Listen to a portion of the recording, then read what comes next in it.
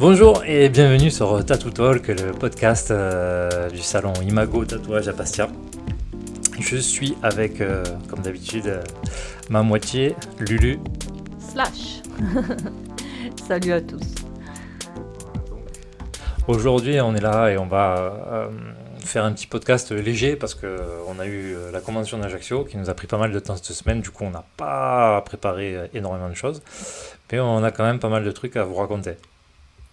Oui, effectivement, on va faire un petit retour sur notre semaine, mais surtout sur le fameux week-end de Corsica Tattoo Fest. Et aussi, on vous garde deux petites anecdotes pour la fin, histoire d'être un peu léger. On va fonctionner un peu comme un podcast que j'aime bien. On va faire un peu des expériences positives et négatives qu'on a vécues au long du week-end. Et puis aussi, pour vous partager des trucs un peu rigolos. Il nous est revenu 2 anecdotes en tête qui sont assez hilarantes. Et ça peut être sympa de vous les partager, quoi. Il faut dire que c'est nos préf qu'on n'a jamais partagé.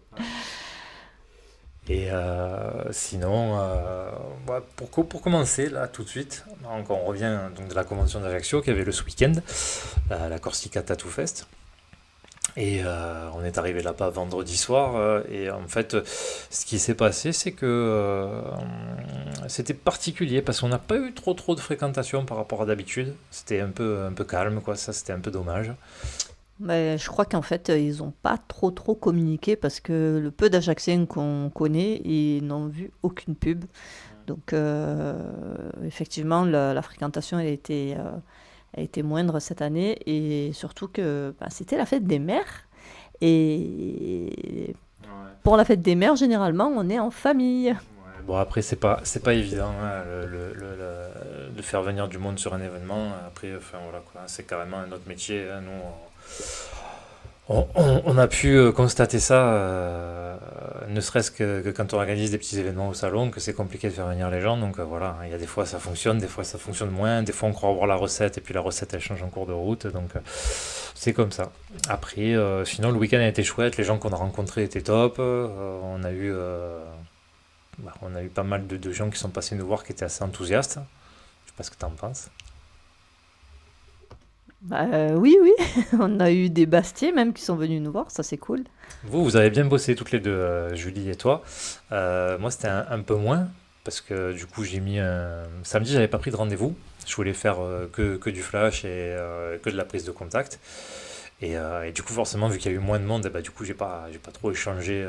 J'ai pas échangé autant que ce que j'ai échangé l'année dernière. L'année dernière, on s'était fait éclater et j'avais fait énormément de flash cette année moins. Et toi et Julie, vous faites des trucs un petit peu plus fins et un petit peu plus féminins. Forcément, vous avez bossé un peu plus avec la clientèle féminine qui est ultra friande de tatou aujourd'hui, quoi. Mais effectivement, après, il y a aussi des Ajacciens qui nous suivent sur les réseaux et qui attendaient qu'on vienne sur Ajaccio pour se faire tatouer. Et aussi des clients, notamment une de tes clientes, Ouais. que j'ai tatouée aussi, donc, et qui est fan de tatou, Sandrine, et qui est descendue pour l'occasion. Donc, ouais, non, c'était cool. À la base, elle m'avait proposé que je la tatoue et qu'on finisse le dos sur la convention. Et après, je sais comment ça se passe sur une convention. Et franchement, finir le dos, on était sur la partie où c'est les fesses qui étaient exposées. Et alors, je pense. Après, ça dépend. Hein. Il y a un super tatoueur là, qui a tatoué un cul tout le week-end. Donc, du coup, ça peut le faire. Après, il faut avoir un rapport à son corps qui est ok, quoi. Et c'est pour ça que j'ai préféré en parler à Sandrine. Et elle m'a dit, ouais, t'as raison, c'est peut-être mieux de finir ça au salon et tout. Et du coup, pour marquer le coup, elle voulait faire un tatou. Et vu qu'elle t'aime bien, elle t'aime beaucoup aussi. Alors, du coup, elle est passée avec toi. Donc, c'est super chouette. Hein. Ouais, en plus, c'est vrai que ça faisait un moment que j'avais fait ces flashs-là. C'est une feuille de ginkgo. Et je trouve ça tellement beau, très esthétique et tout. Donc, je me suis régalée à faire ça. Ouais, c'était chouette. Ça fait toujours plaisir de faire des flashs, hein. C'est ça. Ouais, ouais. Et après, moi, le dimanche, j'avais une super pièce, un Poséidon, vraiment dans ce que j'aime faire. Donc, c'est une sculpture de Poséidon qui était déstructurée.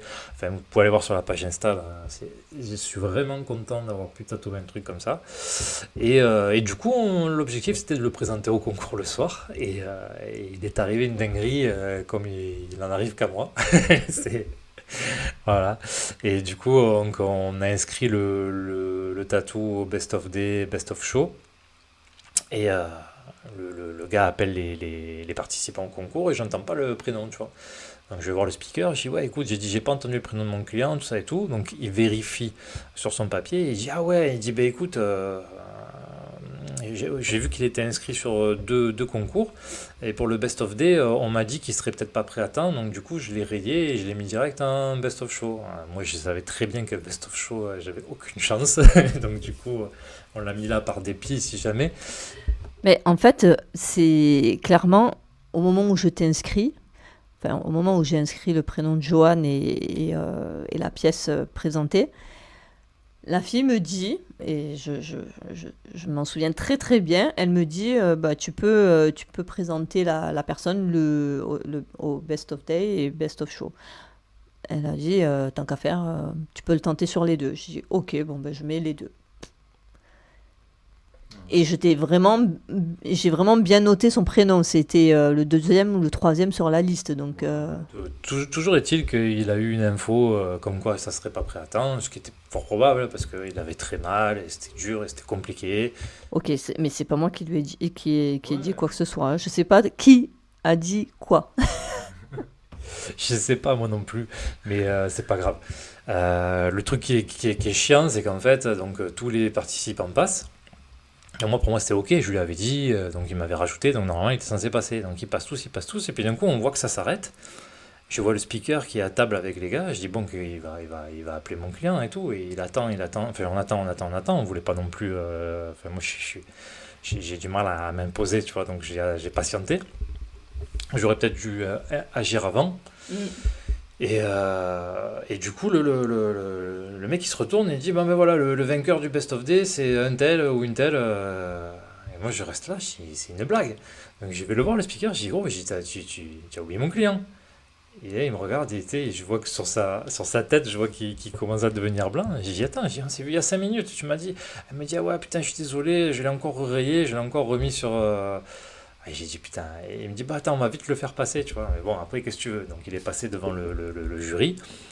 Et une fois qu'ils ont annoncé le vainqueur, la pauvre, c'est une meuf, la petite meuf, ils vont pas la refaire partir en lui disant ah ben non, finalement c'est pas toi, tu vois. Puis peut-être qu'aussi mon tatou il était pas à la hauteur, enfin j'en sais rien, quoi, tu vois. Mais du coup, c'est un peu.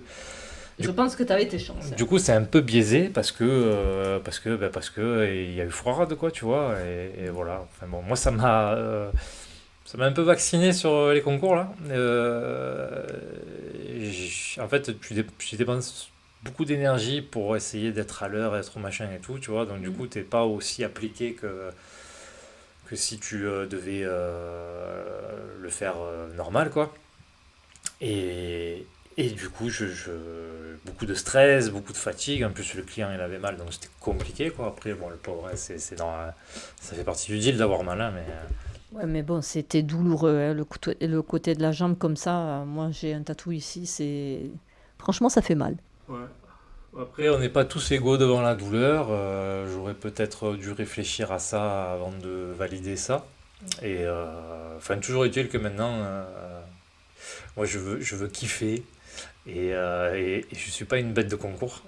Je vais laisser ça aux copains là, qui sont plus forts que moi là-dedans là. Et je vais faire du tatou parce que j'aime ce que je fais et point barre. Et puis Mais c'est vrai que c'est pas ton truc, hein. Moi, je suis plus compétitrice que toi, finalement, et c'est toi qui t'amuses à faire des concours, c'est marrant. ouais, mais en fait, je pars du principe que j'ai jamais rien gagné dans ma vie. Ah, même pas une médaille? En sport ou quoi? Les médailles par dépit, tu sais, c'est les médailles que tu donnes, la médaille de participation, ou alors si une fois j'ai fait une compétition, un championnat de Provence de taekwondo, je sais pas quoi, j'ai fini troisième parce qu'on était trois, tu vois, et c'est tout. Donc non, j'ai jamais eu dire j'ai gagné une compète, j'ai gagné un truc et tout, donc je me suis dit bon, le tatou, je fais ça plutôt bien. j'aimerais concrétiser ça avec quelque chose. Mais apparemment, c'est pas le meilleur moyen pour moi de concrétiser, quoi.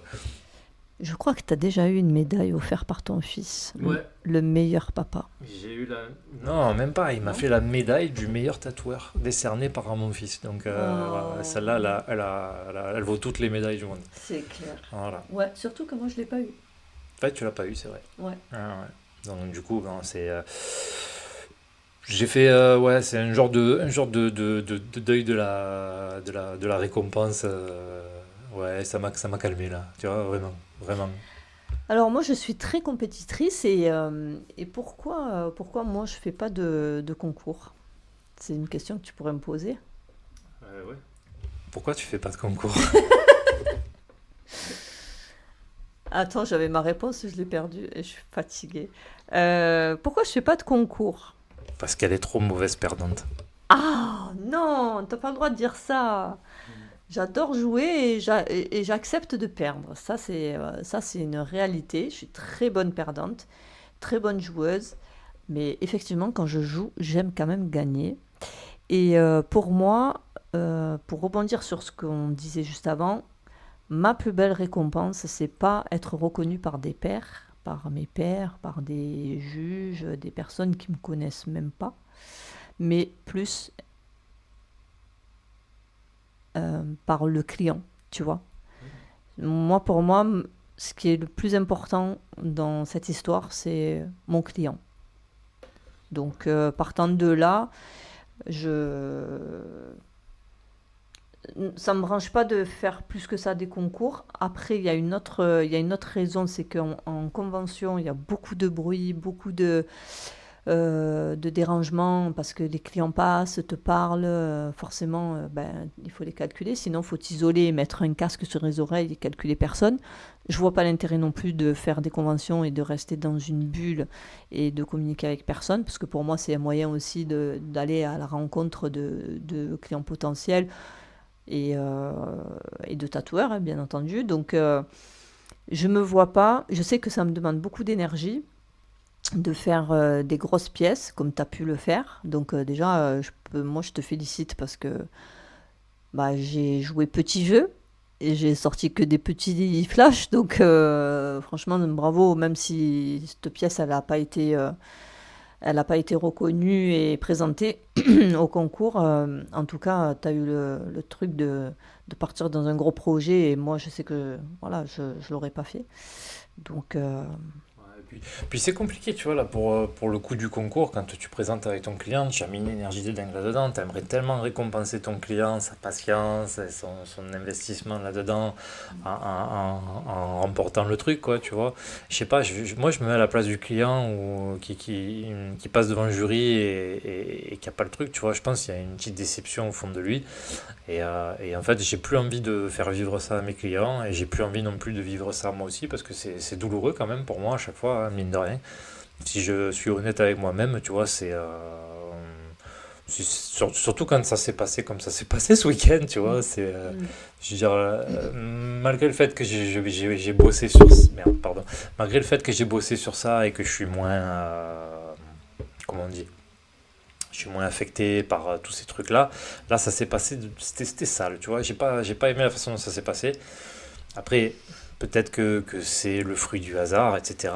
Tu vois, je veux dire, c'est la faute à personne, hein. Des fois, ça arrive, il y a des plantades, hein, voilà, tu vois. Mais ouais, moi, pas pour le coup, comme tu dis, la meilleure récompense que je vais avoir maintenant, c'est la satisfaction du travail accompli, mon client qui est content. Par exemple, il y a ma collègue Manon, là, avec qui on avait bossé à Pertuis au début quand j'ai commencé à tatouer. Là. On s'est recroisés plusieurs fois, notamment au séminaire de Carly Verlier. Et elle est ultra pointue et performante dans le réalisme, dans le photoréalisme. Je vous invite à aller voir sa page, hein, c'est Manon Noble. Euh, Peut-être je le mettrai en commentaire là, comme ça au moins vous le verrez. Euh, ouais, je vous invite à aller voir son taf parce qu'elle est monstrueuse, quoi, tu vois. Et du coup, elle était là à côté et moi j'étais là en mode vas-y, c'est ta spécialité, casse-moi le truc, dis-moi qu'est-ce qu'il faut que j'améliore. C'est la meilleure personne que je pourrais avoir à mes côtés pour me donner son avis, quoi, tu vois. Et donc j'ai eu son avis qui était assez positif quand même et je suis plutôt content déjà d'avoir eu ce partage-là. Voilà, donc voilà, pour moi, c'est un down, mais c'est un down qui me permet de savoir où est-ce que j'ai envie d'aller maintenant. Donc finalement, c'est pas que un down, c'est un up. Ouais, ouais, ouais.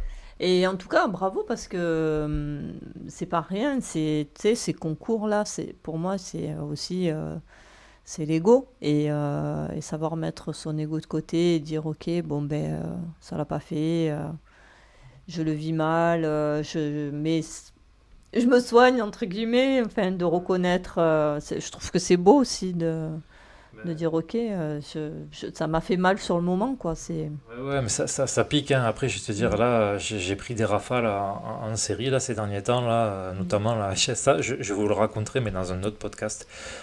Quand j'y repense, je suis vraiment con, hein. Con, courageux, stupide, enfin, tu peux trouver ce que tu veux comme terme, mais voilà, pas futé, quoi, tu vois. J'ai soumis mon travail à un podcast américain en mode tatou critique, quoi, tu vois, et les bâtards, j'ai envie de dire. Ils ont fait 1 heure que sur mon taf, quoi, tu vois. Je me suis dit, bon, ils vont choisir un tatou je vais être noyé dans la masse, un parmi tant, quoi, tu vois. Oh, ils ont fait 40 minutes que sur moi. Donc, un tatou, deux tatous, trois tatous, ils n'ont pas arrêté. Bon, ils m'ont pas que défoncé, heureusement, hein, et ils ont été plutôt. Ça a été plutôt positif dans l'ensemble, mais c'est le genre de choix à l'américaine où il faut que ça fasse des vues, donc ils sont allés au clash, donc Ben oui. ils ont dit des trucs. Ils ont pas dit que des trucs cool. Donc ça a été aussi une première pilule à avaler. Et là, maintenant, stop, plus besoin de recherche de reconnaissance, hein. Si elle doit venir, elle viendra toute seule. Je vais plus la chercher, c'est bon, laissez-moi tranquille. Voilà. Mm. Mais c'est bien parce que c'est aussi avec la critique qu'on évolue, qu'on s'améliore. Et c'était des critiques américaines, mais constructives. Ouais, c'était constructif, mais on en parlera une prochaine fois. Il y avait Ok. il y avait des choses qui étaient bien améliorées. Et après, il y a des choses qui ont été dites parce que les photos n'étaient pas bien prises. Du coup, ça mettait pas en valeur le truc. La prochaine fois que je soumets un truc, je soumets le dessin, le tatou. Et parce que, tu vois, par exemple, ils ont critiqué le dessin en mode. Mais c'est la façon dont il était placé sur le bras. Donc, s'ils avaient eu le dessin et qu'ils avaient eu le tatou, ils auraient pu dire, bon, ben, ton tatou, il n'est pas assez bien positionné sur le bras. Voilà. Donc, voilà, ils sont allés casser le dessin. Alors, je suis ok, il y a toujours des choses à redire, quoi, tu vois, mais je veux dire, d'un point de vue académique, je suis pas non plus hors sujet, quoi. Donc, enfin, bref. On passera plus de temps là-dessus la prochaine fois et comme ça au moins ça fera l'occasion de refaire un autre podcast. Ok. Bon, donc on a fini de faire le tour au sujet de la convention. Ou tu voulais rajouter quelque chose? Non, c'est bon, on peut y aller. Ouais, c'est Ouais, bon. ouais, tu peux raconter ta première histoire. Alors, première anecdote. C'est un monsieur qui vient et qui cherche absolument à se faire tatouer par une femme. Donc Laurent m'appelle, je le reçois et à l'époque on était en bas à César Camping, et donc on monte à l'étage et je lui dis est-ce que je peux voir ce qu'il faut faire. C'était un cover, je sais plus. Il fallait terminer un tatou. Ok. Et donc là il se met torse nu, il me montre son dos, ça m'inspire pas. Petit détail important, il est venu chez nous par rapport au travail qu'il avait vu sur une cliente qui bossait chez le roi Merlin à l'époque. Et J'ai- il avait vu le tatou, il avait dit putain c'est super beau, qui c'est qui vous l'a fait? Et du coup il avait eu nos coordonnées par rapport à cette cliente-là. Oui, c'est Nicole. Et bah, du coup c'est moi qui l'avais tatoué, donc il voulait se faire tatouer par moi en fait. Ouais, il voulait de la meuf. Oui, mais après, il a bien précisé qu'il voulait une femme. Et donc, je regarde son tatou. Le truc, ça m'inspire pas. Et je me dis, putain, comment je vais faire? Lui, il veut que ce soit une femme, mais moi, je veux que ce soit Laurent qui le fasse. Comment est-ce que je vais faire pour remettre entre les mains de Laurent? Et, il sort son téléphone, il me dit, voilà, j'ai des images un peu de ce que je voudrais. Je dis, oui, alors, ben, montrez-moi. Et donc, là, il commence à faire défiler des photos. Et à un moment, dans sa galerie photo, il passe, et puis d'un coup, poum, je tombe sur une scène euh, où on le voit en train de se faire astiquer, je dirais peut-être. Je sais pas si c'était lui, hein. Ouais, je pense que c'était plutôt une photo tirée du net ou un truc comme ça. Enfin bon. Ça avait l'air d'être, je sais pas, c'est Ouais. passé tellement vite, je sais Ouais. même plus te dire, puis c'est vieux. Je vais vous expliquer pourquoi j'étais au courant après. Et donc, bon, le mec, il me montre clairement une bite. Moi, je vois ça, je dis, mais qu'est-ce qu'il fait là? Et après, il repasse, et il revient, et il me la montre une deuxième fois, et ça y est, lui, mort. J'ai dit, lui, c'est mort, je peux pas. Il va vraiment falloir que je le refile à Laurent. À ce moment-là, tu lui fais pas la remarque, tu es en mode gêné, tu fais comme si t'avais Ouais, rien vu. ouais, je fais comme si j'avais rien vu, et puis d'un coup, je lui dis, non, mais c'est pas trop dans mes cordes et tout, ça, c'est plus le style de Laurent, donc j'essaye de m'enfuir. Et il me regarde clairement, et il me dit, oui, bon, en gros, vous n'êtes pas capable de me le faire. Bah, non. Ouais, En plus, bien rabaissant le connard, là, tu vois, donc... ouais, mais j'ai préféré lui dire oui, que j'étais pas capable. Comme ça, ben, j'avais la paix. Du coup, il descend, et donc il décide de m'expliquer de nouveau, il m'explique son projet, etc. Et il commence à sortir son téléphone et à me montrer les références. Une photo, deux photos, trois photos, et paf, la photo de la petite... c'était une pipe, en fait. C'était une fille en train de tailler une pipe à un gars. Alors, on voyait que l'instrument en action du gars et la fille qui s'y attelait dessus, quoi. Donc il le passe en mode gêné. Moi, gêné aussi, parce que je savais pas ce que Ludivine elle avait vécu juste avant. Mm. Donc, du coup, j'ai fait comme si j'avais rien vu, moi aussi. Et, euh, et en gros, je me suis dit, bon, j'étais gêné, mais en même temps, je n'avais pas encore le recul suffisant pour réfléchir. Donc, du coup, je cale quand même un rendez-vous avec lui pour ne serait-ce que revoir le dessin. Donc, je lui ai dit, voilà, non, je lui ai même calé un rendez-vous tatou et je lui ai dit, je t'enverrai le dessin quelques jours avant, comme je fais moi. Moi, j'envoie le dessin avant. Et du coup, quelques jours passent, mais pas beaucoup. Euh, il se passe peut-être 2, 3 jours. Et le mec qui redébarque au salon, c'était un mec un peu grand, costaud, énervé dans sa façon de parler, sa démarche et tout. Il avait une énergie dégueulasse, quoi. Ah ouais. Et il me regarde, il me dit, ouais, je viens voir où il en est mon dessin, machin, tout ça et tout, tu sais. Et je le regarde, je dis, il me semble que j'ai été clair, je t'ai dit que je t'ai envoyé le dessin 4, 5 jours avant le jour du rendez-vous, là on est à plus d'une semaine, j'ai toujours pas bossé dessus. Ah ouais, mais moi tu comprends, nan, nan, nan. Il commence à râler, quoi, tu vois. Mm. Et là, dans ma tête, direct ça a fait tilt, j'ai dit le mauvais délire, lui ça va mal se passer. Du coup, je le regarde, j'ai fait écoute, je vois que t'es pas content là, je te sens pas satisfait. J'ai dit je te rends ton compte et puis tu pourras aller voir quelqu'un d'autre, quoi, tu vois. Et là, il me regarde, il me dit non, non, non, mais c'est pas ce que je veux, c'est pas ce que je veux. Et puis là, moi, j'étais un peu chauffé quand même. Je dis, bah écoute, j'ai encore le droit aujourd'hui de savoir avec qui j'ai envie de travailler. Et là, moi, perso, j'ai pas envie de bosser avec toi. Du coup, il serre les dents comme ça, il attrape le billet sur le comptoir, il s'en va, il fait non, non, non, non, non. J'ai pas entendu ce qu'il a dit, mais il était pas content. Bah, bon débarras. Et puis on l'a plus jamais revu. Et maintenant, il nous reste que cette anecdote à raconter, qui est plutôt rigolote, hein, n'est-ce pas? Ouais. Bah, c'était. Moi, je l'ai vécu comme un peu une humiliation. Et ouais, comme tu disais, son énergie était vraiment mauvaise, quoi. Et quand tu sens. Tu sais, c'est comme quand un gars, il pue. Ben Ouais. voilà, il puait celui-là. Mais déjà red flag, maintenant dès que quelqu'un arrive, que ce soit un homme ou une femme d'ailleurs, hein, Ouais. si un homme arrive et dit je veux me faire tatouer que par des femmes, Mm. ou si une femme arrive et dit je veux me faire tatouer que par des hommes, spécialement quand c'est des parties intimes, tu vois, là c'est red flag Ouais, à fond, surtout l'époque à laquelle on vit aujourd'hui, tu vois, c'est clair. voilà, j'ai pas envie d'être un hashtag MeToo, un truc comme ça, là c'est bon, hein, donc du coup, on va beaucoup parler avec ces gens-là et très probablement refuser le projet. Mm. Je pense. Et sinon, ouais, en termes de tatou de ce genre-là, depuis, il n'y a eu qu'un seul client où c'était un peu dans ce même esprit-là, mais un peu moins grave quand même. Et puis là, je pense que maintenant, c'est refus catégorique, quoi. Quand ça part comme ça, Mm, on va partir du principe que c'est mm, pas bon, c'est mm. pas sain Non, comme postulat de départ, là. c'est clair. Bon, eh bien, on va passer à la dernière anecdote. Une de nos préférées à raconter. Ouais, surtout qu'en plus, les clients en question, bah, c'est des amis, quoi, et on les aime, on les aime d'amour. Ouais. Et c'était peut-être le deuxième tatou que je faisais avec Fred, là. Et on dira que Fred. Et c'était pendant le Covid. Donc on a eu premier confinement, on a joué le jeu. Deuxième Ouais. confinement, on a joué le jeu.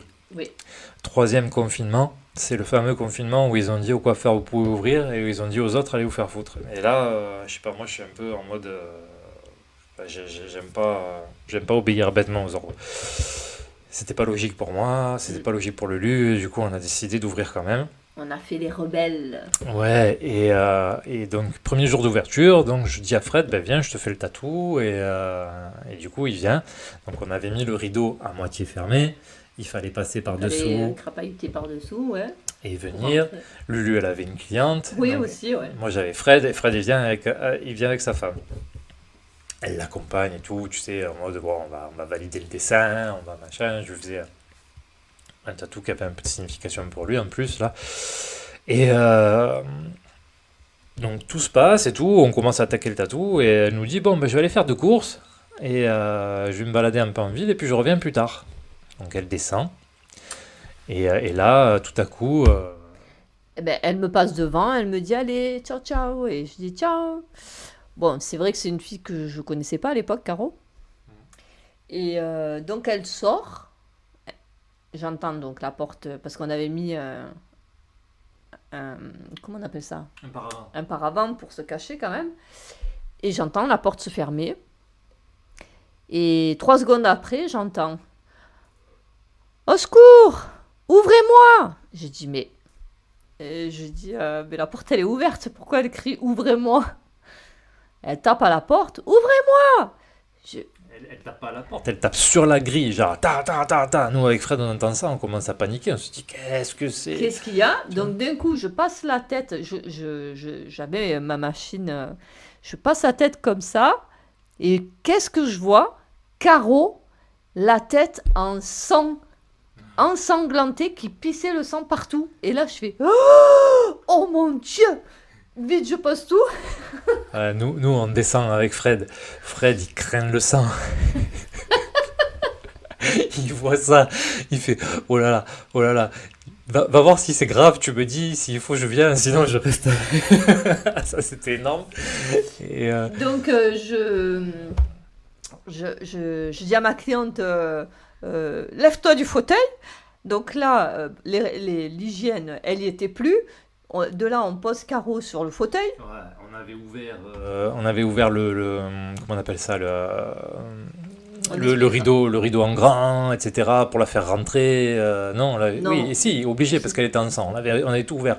On voulait être discret, c'était mort. Il y avait une mare de sang devant le shop. Mais je dis une mare de sang, une mare de sang, hein. Oui, puis la pharmacienne à côté qui dit vous avez besoin de quelque chose? Non, non, on n'a besoin de rien, on a tout ce qu'il faut. On voulait même pas mêler personne parce qu'on travaillait alors qu'on n'avait pas le droit. On s'est dit, mon Dieu, là, ça y est, on va se faire balancer, etc. Puis on voit donc elle est un peu en état de choc. En fait, ce qui s'est passé, vraiment pour savoir pourquoi elle a la tête en sang, parce que c'est ça le truc, quoi. Quand elle s'est baissée pour sortir du magasin, donc grille à demi baissée, donc elle a fait un geste de flexion des hanches et des genoux. Et quand elle est remontée, elle a dû avoir un vertige, une perte d'équilibre. Elle a trébuché. Ouais, ou elle a trébuché, je me souviens plus de qu'est-ce qu'elle m'a dit. Et en face De la porte. du rideau, quoi, il y a les barrières de bord de trottoir, là, les barrières vertes, là, et elle est allée tomber, s'éclater la tête sur une barrière verte. Et de là, bon, forcément, le crâne, ça pisse beaucoup le sang, donc il y avait du sang partout, quoi. Oui, parce que en fait, elle a pas vraiment eu mal, mais elle a été affolée quand elle a vu tout ce sang qui coulait sur son manteau. C'est vrai. Oui, parce elle était en état de choc, mais elle arrivait à dire quand même eh, mon manteau, tu sais, c'était vraiment l'après. C'est fou quand t'es en état de choc, des fois t'as des préoccupations, tu sais, elles sont à l'ouest, quoi. Et moi j'ai déjà eu des traumas crâniens, tu penses à des trucs que tu te dis, mais il est fou, lui, il s'est pris la tôle de sa vie, ou il s'est ouvert en deux, et il pense à des trucs pareils. Et du coup, ouais, elle, c'était le manteau, son truc. Donc, pour finir la petite histoire, je demande à ma cliente d'enfiler des gants. Moi, je jette les miens, je mets des gants propres, je chope des compresses, des machins. Donc, on a tout. Et là, on se met en mode secouriste. Donc, à la recherche de la plaie, de où est-ce qu'elle est ouverte. Donc, moi, c'est pas un truc qui me fait peur, qui me dérange, le sang. Je suis plus phobique du vomi que du sang. Et donc là, je cherche le trou, quoi. Et je me souviens, à ce moment-là, Fred descend parce qu'il voulait quand même venir voir Mais si oui, elle allait bien. il était inquiet, Et quoi. là, il commence à tourner de l'œil et c'est toi qui l'attrape et qui le monte, qui t'es occupé finalement de lui parce qu'il n'était pas bien. Ouais, il était pas bien. Ah ouais, il était, bah, lui, il craint le sang et ça lui plaît pas. Et du coup, elle, elle était pas bien. Bah, c'était le chaos, quoi. Et tu finis par trouver la plaie. Et tu te dis, bon, il va y avoir besoin de. C'est pas très grave, mais il va y avoir besoin de quelques points de suture.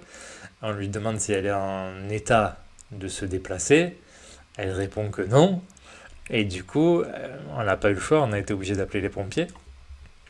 Je sais pas si vous vous rappelez le contexte, quoi, le Covid, hein, tu vois ce que je veux dire, fallait se faire des autorisations à soi-même, il fallait, c'était presque, tu balançais ton voisin si tu recevais des gens à manger chez toi, enfin, c'était chaud l'ambiance, hein, c'était particulier, hein.